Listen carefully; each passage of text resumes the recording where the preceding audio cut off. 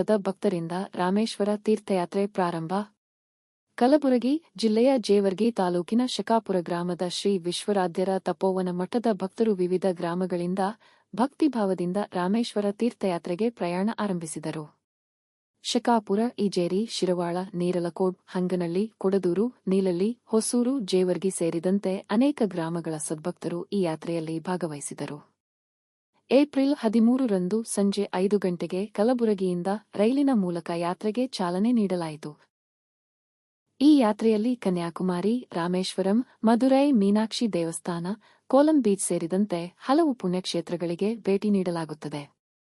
ಜೊತೆಗೆ ಶ್ರೀ ಅನಂತ ಪದ್ಮನಾಭ ಸ್ವಾಮಿ ದರ್ಶನ ಹಾಗೂ ಇತರೆ ತೀರ್ಥಕ್ಷೇತ್ರಗಳ ದರ್ಶನವೂ ಕಾರ್ಯಕ್ರಮದಲ್ಲಿ ಸೇರಿಸಲಾಗಿದೆ. ಈ ತೀರ್ಥಯಾತ್ರೆಯನ್ನು ಪ್ರತಿವರ್ಷವೂ ಶಕಾಪುರದ ಡಾ. ಶ್ರೀ ಸಿದ್ದರಾಮ ಶಿವಾಚಾರ್ಯರು ಭಕ್ತರೊಂದಿಗೆ ಆಯೋಜಿಸುತ್ತಿದ್ದು, ಈ ಬಾರಿ ಕೂಡ ಭಕ್ತರೊಂದಿಗೆ ಭಾಗವಹಿಸಿದ್ದಾರೆ. ಜೊತೆಗೆ ಪಾಳಾದ ಶ್ರೀ ಗುರುಮೂರ್ತಿ ಶಿವಾಚಾರ್ಯರು ಸಹ ಉಪಸ್ಥಿತರಿದ್ದಾರೆ.